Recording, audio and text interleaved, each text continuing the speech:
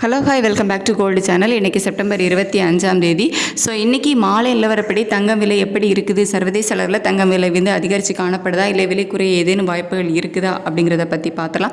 So அதுக்கு முன்னாடி இன்றைக்கி காலையில், அதாவது 25/9/2025 இன்றைக்கி காலையில் பார்த்திங்க அப்படின்னா தங்கத்தோட விலை வந்து குறைஞ்சிருந்துச்சு. 22 கேரட் ஆபரண தங்கம் ஒரு கிராமுக்கு 90 ரூபாய் குறைஞ்சி 10,510 ரூபாய்க்கு விற்பனை செய்யப்பட்டு வருகிறது. ஸோ இதனைத் தொடர்ந்து வெள்ளியோட விலையும் பார்த்திங்க அப்படின்னா எந்த ஒரு மாற்றமும் இல்லாமல் 150 ரூபாய்க்கு விற்பனை செய்யப்பட்டு வருகிறது. இப்படிப்பட்ட சூழ்நிலையில் இப்போதைய மாலை நிலவரம் எப்படி இருக்குது அப்படின்னு பார்த்தீங்கன்னா, சர்வதேச அளவில் மீண்டும் தங்கத்தோட விலை வந்து அதிகரிக்க தொடங்கியிருக்கு. அது மட்டும் இல்லாமல் US டாலருக்கு நிகரான இந்திய ரூபாய் என்னோட மதிப்பம் பார்த்தீங்கன்னா நமக்கு ஒரு 5 பைசா மேலேயே வந்து வீக்காக இருக்குது. ஸோ இதெல்லாம் வச்சு பார்க்கும்போது இப்போதைய நிலவரப்படி தங்கத்தோட விலை வந்து அதிகரிப்பதற்கான வாய்ப்புகள் தான் வந்து இருக்குது. எவ்வளோ ரூபாய் வரைக்கும் விலை அதிகரிக்கலாம் அப்படின்னு பார்த்தீங்கன்னா ஒரு 50 ரூபாய் வரைக்கும் விலை அதிகரிப்பதற்கான வாய்ப்புகள் தான் வந்து இப்போதைய நிலவரப்படி இருக்குது.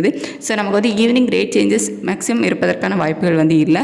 ஸோ நாளைக்கு விலை மாற்றங்கள் வந்து இருக்கும். ஸோ அப்படி இருக்கிறதுக்கு இன்னும் பார்த்திங்க அப்படின்னா நேரம் வந்து நிறையவே இருக்குது, இடைப்பட்ட நேரம்.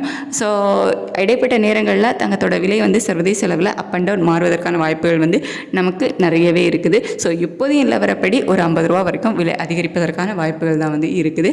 ஸோ இதனைத் தொடர்ந்து வெள்ளியோட விலையும் பார்த்திங்க அப்படின்னா சர்வதேச அளவில் அதிகரித்து தான் காணப்படுது.